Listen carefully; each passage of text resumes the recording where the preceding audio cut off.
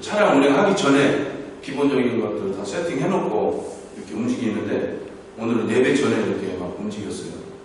그래서 예배 시작 전에 좀 혼란스럽지 않았는가 이런 생각이 들더라고요. 그럼 이것도 하나님의 뜻인가요?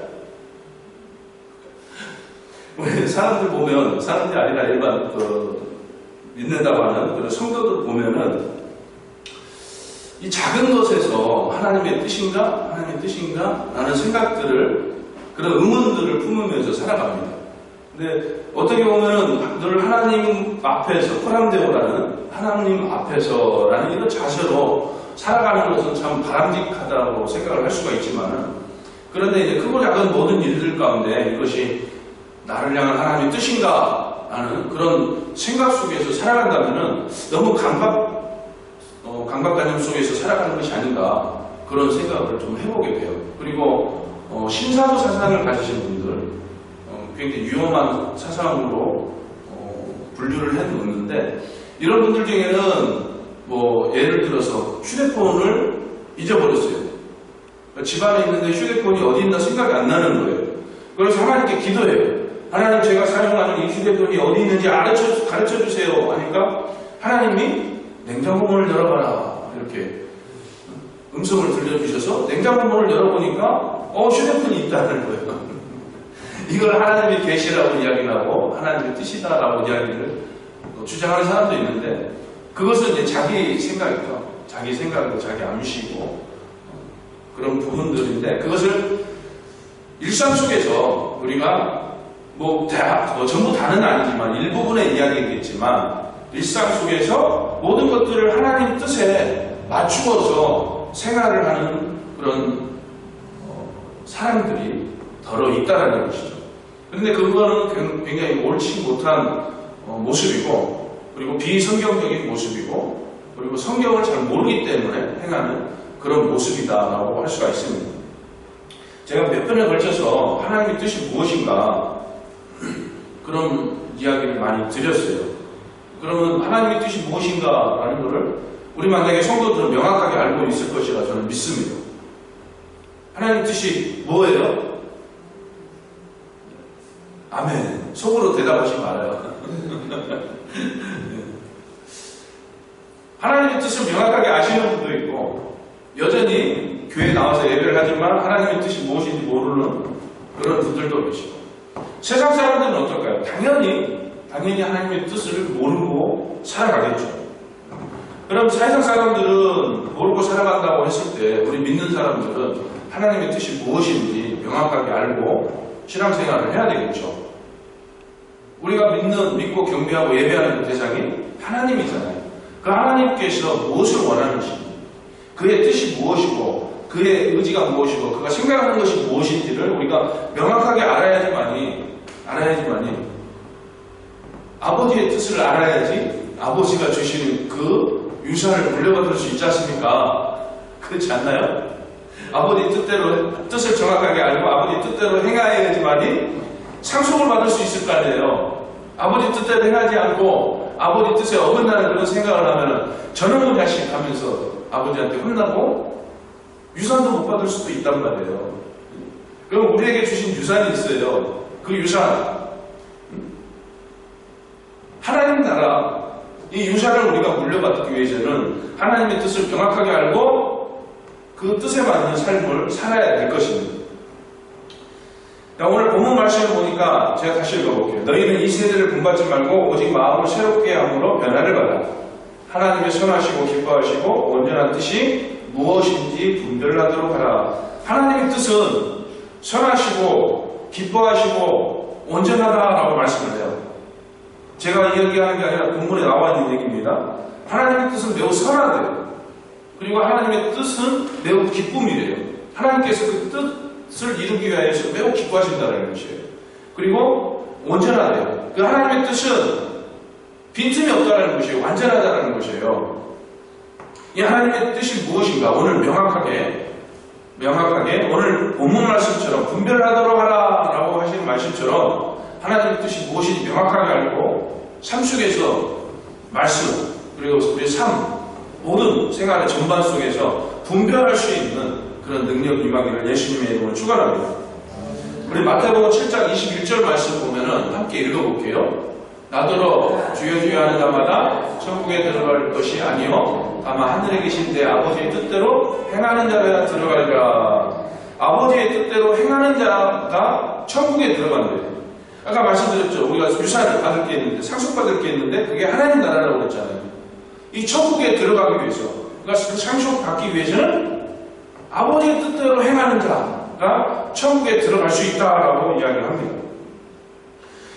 도대체 아버지의 뜻이 무엇입니까? 그래서 오산리 기도원을 가도, 저 안양 갈별살 기도원에 가도 아버지 주여, 아버지의 뜻이 무엇입니까? 2박 3일간 금식하면서 부르짖어 기도해요. 부르짖어 기도하는데 그 뜻을 찾을 수 있을까요? 없을까요? 제대로 못 찾는 거예요. 물론 기도함으로써 성령께서 역사하셔서 감동감아 깨달아 알게 하셔서 하나님의 뜻이 무엇인지 깨달을 수도 있어요. 그런데 하나님의 뜻은 우리가 보고 있는 계시로서 우리에게 완전한 계시로서 주어지신 이 성경 안에서 하나님의 뜻을 발견할 수가 있어요. 다른 데 가서 찾을 게 아니라 이 말씀 속에서 하나님의 뜻을 찾을 수 있다는 것을 믿으시길 바랍니다. 아버지의 뜻은 무엇인가? 아버지의 뜻. 그러니까 우리가 천국에 갈 수 있는 방법이 무엇이라고 하십니까? 천국에 갈 수 있는 방법은 우리가 열심히 일해가지고 돈 벌어서 교회에다가 돈을 갖다 바치면 되나요? 아니죠. 네. 돈을 갖다 바친다고 해도 천국에 못 들어가요. 천국에 들어갈 수 있는 방법은 딱 하나입니다. 사도행전 4장 12절 말씀을 같이 읽어보겠습니다. 다른 이로서는 구원을 받을 수 없나니 천하 사람 중에 구원을 받을 만한 다른 이름을 우리에게 주신 일이 없습니다. 다른 이로서는 구원을 받을 수 있는 게 없어요. 그러면 지금 여기서 누구라고 지칭을 하진 않았지만 그 이름을 주었다고 그랬어요. 그 이름 외에는 구원받을 수 있는 그 무엇도 없어요. 어떤 사람을 통해서, 어떤 피조물을 통하여서, 어떤 피조 세계에 있는 그 어떤 무엇을 통하여서 구원을 받을 수 있는 것이 없다라는 것입니다. 다른 이름을 준 적이 없다고 분명하게 말씀을 하고 계십니다. 그러면서 사도행전 16장 31절에서 이렇게 말씀을 해요. 함께 읽겠습니다. 주 예수를 믿으라. 그래야만 너와 내 집이 구원을 받으리라.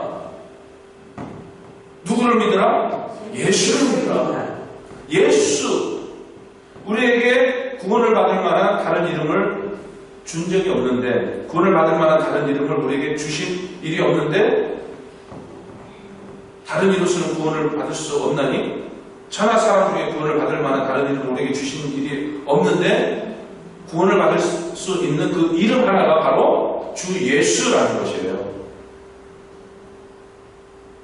여러분, 우리가 예수를 믿죠? 네. 아멘. 예수를 믿으면, 그러면 구원을 받는 겁니다. 네. 구원 받으니까 어떻습니까? 춤춰요. 너무 좋지 않습니까? 너무 좋잖아요. 이 구원은 우리가 죄로 말미암아서 모든 인류가 사망으로 갈 수밖에 없는 그런 사랑에 놓여져 있었어요.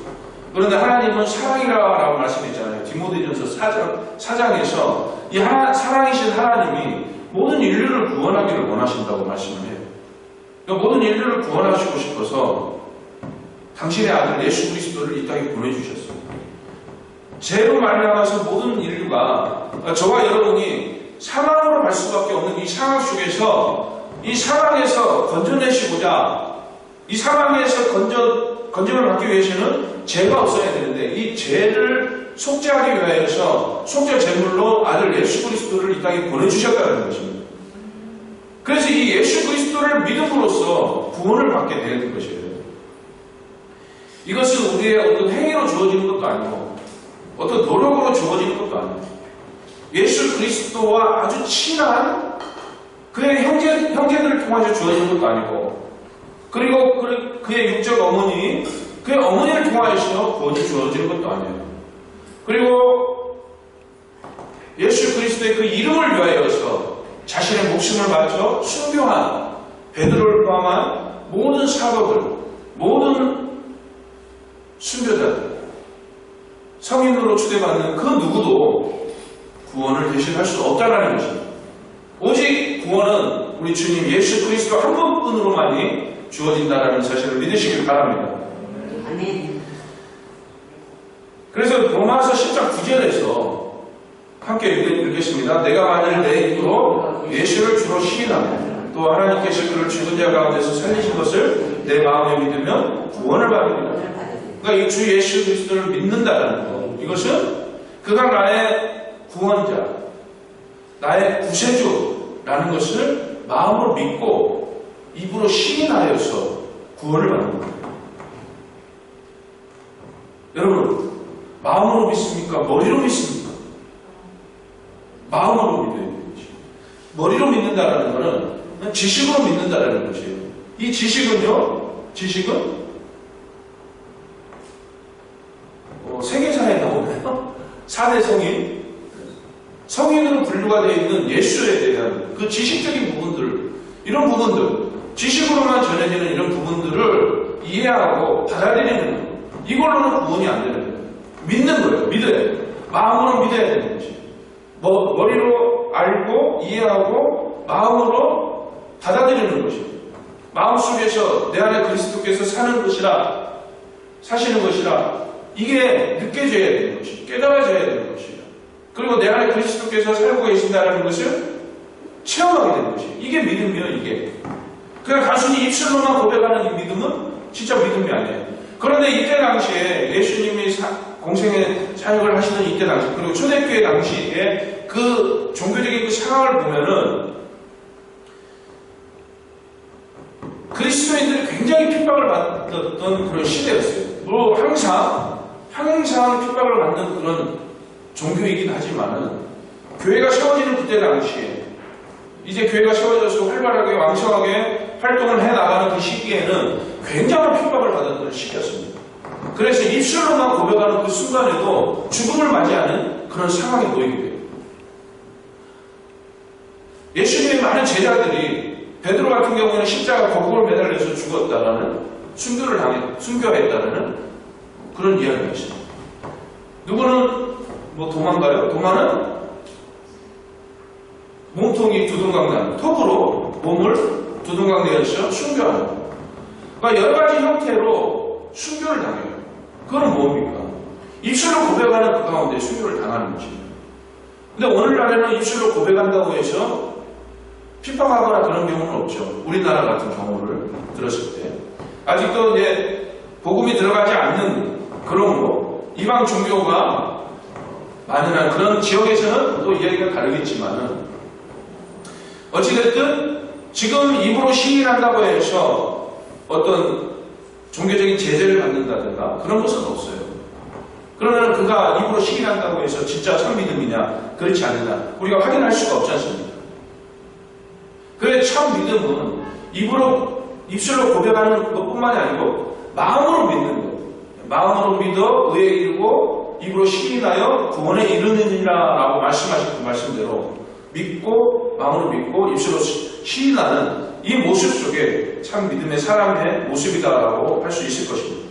우리도 이런 믿음의 모습들이 나타나야 될 것입니다. 여러분 아버지의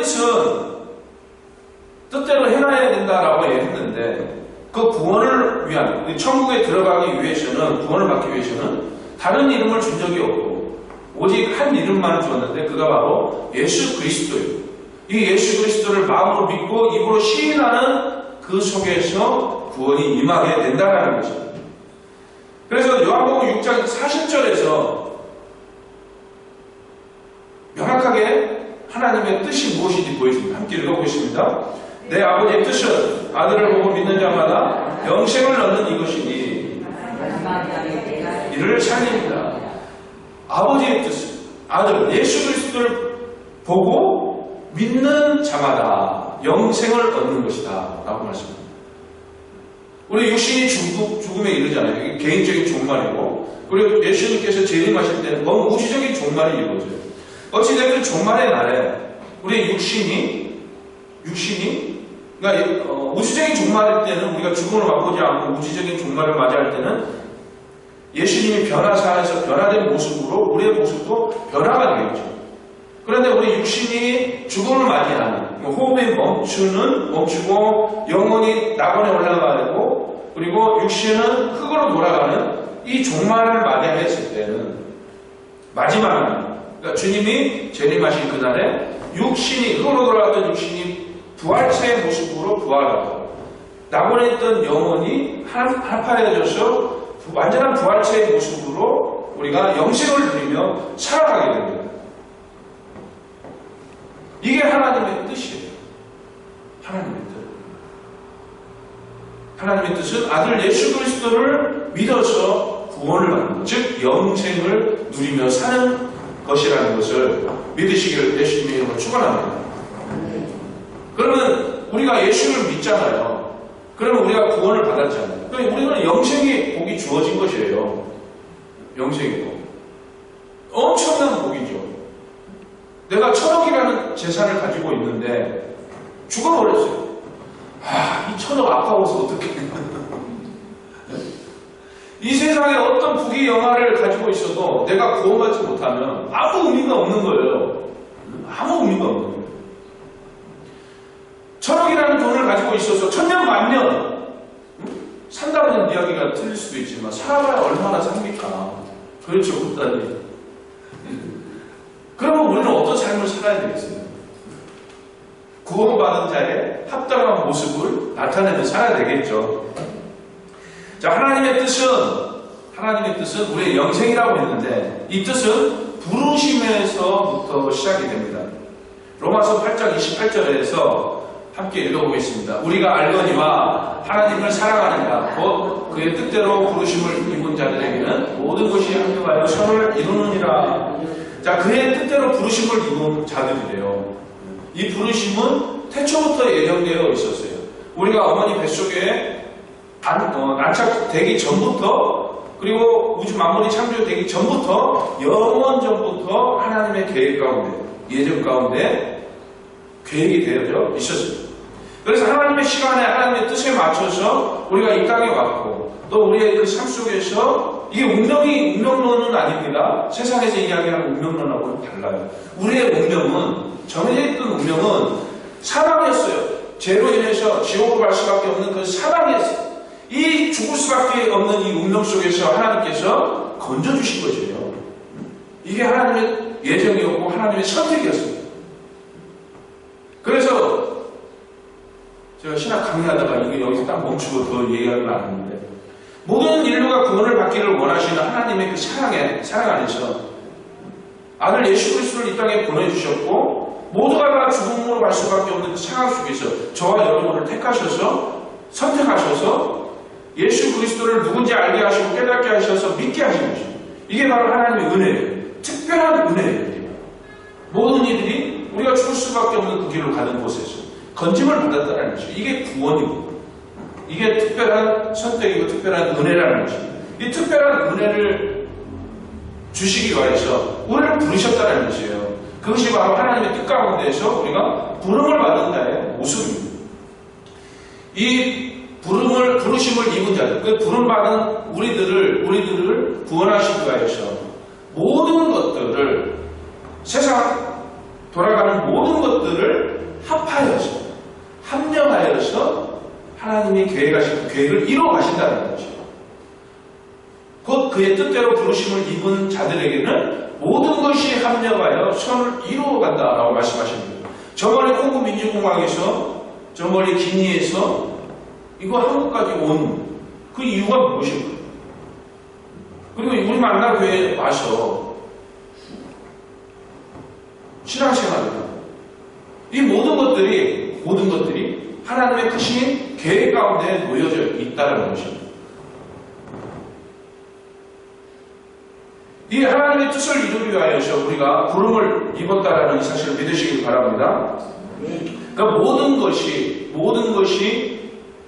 하나님의 뜻을 이루기 위한 그런 과정 속에 놓여 있다라고 이해를 하시면 될 것입니다.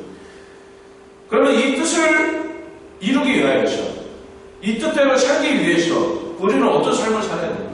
그리고 오늘 본문에서 이야기한 대로 분별하도록 하라라고 말씀을 해요. 이 분별하기 위해서는 어떤 삶을 살아야 됩니까? 오늘 본문에서 이야기합니다. 이 세대를 본받지 말아라라고 말씀을 해요.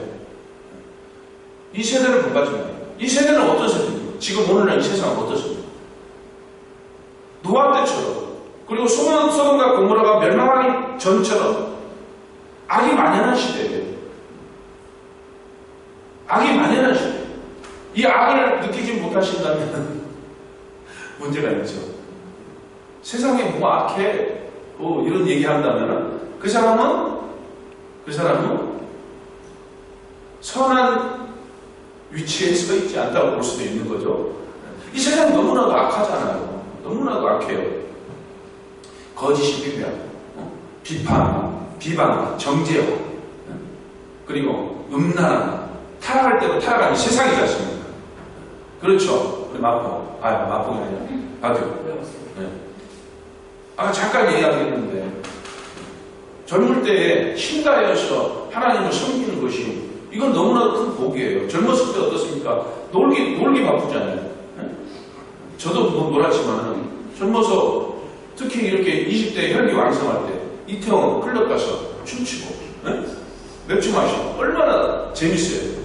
이 쾌락을 즐기는 거, 얼마나 재밌어요.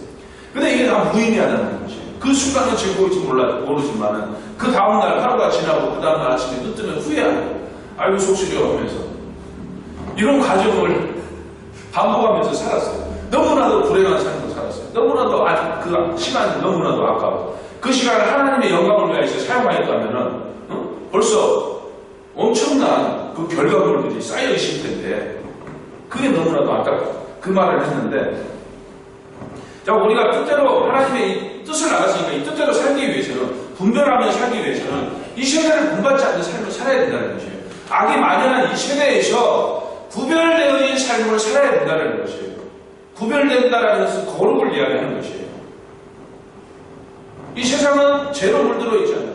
그 속에서 같이 어울려 살아가는 것이 아니고 나는 믿음이 자신이 있으니까 하나님이 나를 어떻게 해서든지 구원으로 이끄시니까 내가 세상 속에서 세상 사람들과 물들어 살아도 나는 염려하지 않습니다. 이런 자신감도 좋긴 하지만 그러나 장담할 수 없는 것이에요. 호시탐탐 노리는 사단의 먹잇감이 될 수도 있는 것이에요. 우리가 영적 싸움을 하는데 사단 마귀하고 싸우는 데 있어서 우리가 이길 수 있을 것 같습니까? 못 이겨요. 영적인 존재이기 때문에 못 이겨요. 예수 그리스도 안에 있을 때만이 우리가 승리할 수 있습니다. 예수님께서 십자가에서 죽으시고 부활하심으로써 하늘의 권세와 땅의 권세를 취하셨어요. 되찾아 오셨어요. 그렇기 때문에 예수 안에 있을 때는 승리하는 것이고 예수를 떠나서는 우리가 사단의 밥이 되는 것이에요. 사단의 밥.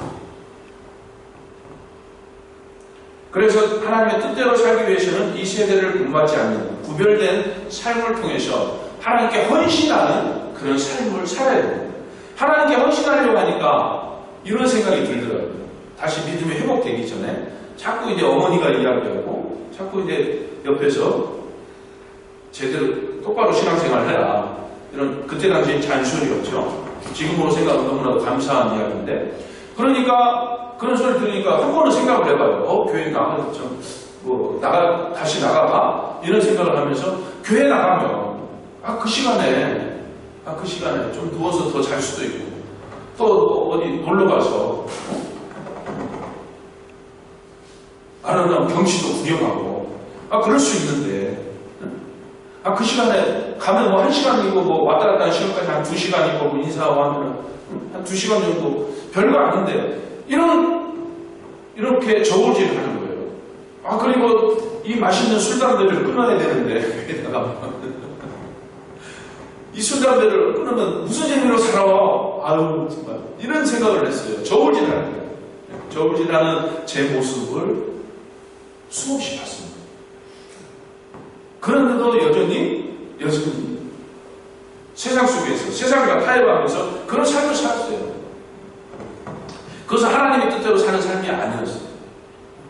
그것은 하나님의 뜻을 모르는 채 그저 세상의 뜻에 맞는 그런 삶을 살아왔던 것이죠. 그러나 이 세대를 본받지 않는 삶, 구별되어진 삶, 하나님에 대한 헌신을 하는 삶. 이 삶이 하나님의 뜻을 아는 삶이고 하나님의 뜻에 맞는 삶이다. 그리고 분별하기 위한 삶이다라는 것을 믿으시길 바랍니다. 그리고 두 번째는 뜻대로 살기 위해서는 오늘 본문에서 이렇게 이야기합니다. 오직 마음을 새롭게 함으로 변화를 받아라고 말씀합니다. 오직 마음을 새롭게 함으로 변화를 받는다. 심령의 변화를 일으키는 것. 이걸 이야기합니다. 우리의 심령이 예수 그리스도를 모르고 있었을 때는 완악하고 굉장히 고집스러운 그런 마음이었어요. 우리가 죄송한 얘기지만 연세가 드시면 드실수록 고착화 된다고 하죠. 우리 마음이. 그래서 자기가 알고 있는 것 외에는 아니에요. 듣고 싶지도 않아요. 굉장히 고집스러워요. 그래 나이 50이 넘어가면서부터 그런다고 하더라고요. 그래서 과거에 사업을 할 때 50 넘어간 분들하고는 사업 얘기, 동업 이렇게 할 생각을 하지 말아라. 생각이 고착화되고 굳어져가지고 이런 얘기가 있는데 우리 어르신들 많이 계시는데 이런 얘기 해서 죄송한데요. 이 변화가 일어나야 된다는 것이에요. 자기 생각, 자기 기준, 자기 의지, 어떤 그런 경험들 이런 것들을 다 버리고 변화하는 하나님 중심, 말씀 중심, 그리스도 중심으로 변화되는 것을 이야기합니다. 또 회개를 이야기하는 것이에요. 회개. 인정하고 돌이키는 거예요. 자신의 죄, 자신의 부족함, 무능함, 심령이 가난한 자의 모습으로 그 모든 것들을 인정하고 회개하고 돌이키는 거예요. 이게 바로 오직 마음을 새롭게 함으로 변화를 받는 것이라는 것입니다. 여러분 이러한 하나님의 뜻대로 살아가는 이런 삶을 살 때 어떤 결과가 나타나는가? 어떤 결과가 나타납니까? 데살로니가전서 4장 3절에서 이렇게 이야기를 합니다. 우리 같이 읽어보겠습니다. 하나님의 뜻은 이것이니 너희에게 거룩함이라 곧 음란을 부르고 하나님의 뜻은 이것이라고 하는데 우리가 하나님의 뜻에 맞는 삶을 살아갈 때 이러한 모습이 나타나는 거예요. 뭐예요? 거룩한 모습이 나타나는 거죠. 아까 하나님의 뜻을 이루기 위하여서 행해야 될 거라고 행해야 될 거 뭐라고 했습니까? 구별된 삶이라고 했잖아요. 이 세대를 본받지 않는 삶, 이 세대를 본받지 않는 삶. 모두가 다 악의 길로 가고 있지만 나는 선한 길에 서서 모두가 다 너 아니오라고 이야기하지만 나는 예 하면서 선한 길로 들어가는 거예요. 멋있다고 생각하지 않으세요? 응? 우리 청년들 누구나 다 클럽에 가서 맥주 마시면서 응? 춤을 추는 이런 상상을 할 때 나는 우주 만물의 창조자 대신 하나님만을 바라보며 나아가겠구나 결단하고 다짐하면서 나가는 이 모습이 너무 멋지지 않나요? 100명의 청년이 있는데 99명이 그 길로 나가요. 나는 나 한 혼자만은 하나님을 위하여 살겠노라 기도하면서 나가면 너무 멋지잖아요. 너무 멋지죠. 이런 구별된 삶을 살아갈 때 거룩함이 주어진다고 했는데 하나님의 뜻은 바로 이것이라는 것이죠. 너희의 거룩함이다. 예수 그리스도를 통하여서 우리가 의롭다 칭함을 받아요. 나의 모든 죄가 사함받아요. 거룩한 자의 모습이 돼요. 이 거룩함으로써 하나님 앞에 나갈 수 있는 자격이 주어지는 것입니다. 하나님은 거룩하신 분이시기 때문에. 그래서 이 거룩함이 하나님의 뜻이고 또 우리가 하나님의 뜻에 맞는 삶을 살아갈 때에 이 거룩한 모습이 주어진다는 것입니다.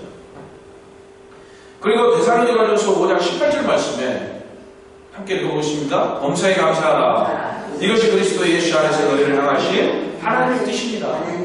이게 하나님의 뜻이에요. 우리가 구원을 받았고 거룩한 자의 삶을 살고 있다 보니까 하나님의 그 깊은 비밀의 경륜을 알게 되고 하나님의 뜻을 알게 되고 하나님의 사랑을 알게 되고 그 하나님의 그 계획 속에서 나에게 주어진 그 은혜 정말 기가 막히죠. 이런 거를 알고 보니까 삶이 어떻습니까? 기쁨이 넘쳐나는 거고 기도하는 삶이 되는 거고 감사하게 되는 것이에요. 물론 인간이다 보니까 죄성이 여전히 남아있다 보니까 미운 짓 하는 그 사람을 보면 미워하고 비판하기도 해요. 정죄하기도 해요. 그러나 바로 또 회개하면서 돌이켜서 감사합니다. 이런 사고의 전환이 나타나는 것이 바로 그리스도인의 모습입니다. 제 얘기를 조금 할게요. 우리 교회 오늘 지금 안 나오고 있는 교회 있는데 정영학 교도소 아닙니다. 다른 사람에게요. 그분이 또 오랜만에 전화를 해가지고 지금 어려운 상황을 또 이야기를 하는 거예요. 그 사람의 그 실정이 자기가 아쉬웠고 힘들 때마다 전화를 해요. 교회 잘 나오지 않고 예배도 잘 드리지 않고 신앙생활도 제대로 하지 않아요. 말도 시집도 안 들어요. 그런 분이 또 아쉬우니까 전화를 했어요. 전화해서 또 속을 또 뒤집어 놓는 거예요. 그래서 뭐 받아주고 전화해서 좀 알아보는 중에 또 본인이 혼자서 다 일처리를 해나가요. 그래서 저는 중간에 말씀 준비, 뭐 강의 준비 여러 가지 해야 될 일들이 복잡한데 그런 모든 일들을 다 못하고 하루 종일 하루를 그 사람을 위해서 소비를 하게 된 거죠. 그런데 너무나도 좀 황당한 결과가 나오는 그런 일이 있었어요. 그래서 제가 욕했어요. 욕했어요. 저도 욕할 줄 압니다. 욕했어요. 욕하고 나서 생각을 해보니까 이러면 안 되는데 사랑인데 이렇게 생각을 하면서 생각을 고치고 또 기도했어요. 회개했죠. 회개하고 그 사람을 생각을 하면서 칭찬할 수 있는 것이 무엇인가 생각을 했어요. 칭찬할 수 있는 것이 무엇인가. 그래서 생각을 해보니까 안 나오더라고요. 그래서 깊게 생각을 안 했어요. 근데 이 칭찬할 거리는 있겠죠. 찾아보면 없을 수가 있겠습니까? 나쁜 것도 있겠지만 좋은 모습도 분명히 있다라는 것이죠. 그래서 어떤 긍정적인 이런 사고가 그냥 내가 내 자신을 컨트롤하면서 다스리면서 그러한 사고를 갖겠다 하는 것보다는 하나님의 그 은혜를 아니까, 하나님의 그 놀라우신 그 사랑을 아니까, 그 예수님께서 나를 대신하여서 십자가에서 완전히 죽어주셨잖아요. 이것을 알면은 아니까. 그리고 그 사람이 구원을 받을지 못 받을지 저는 알 수 없지만 하나님이 사랑하시는 피조물이에요. 그가 구원을 받아서 하나님이 너무나도 소중하게 생각하시고 너무나도 사랑하시는 하나님의 자녀일 수도 있는 것이에요. 그렇기 때문에 그를 위해서 기도하고 그를 칭찬할 수 있는 꼬리를 찾게 되는 거예요. 이게 범사에 감사하는 삶으로 변화가 된다는 것이에요.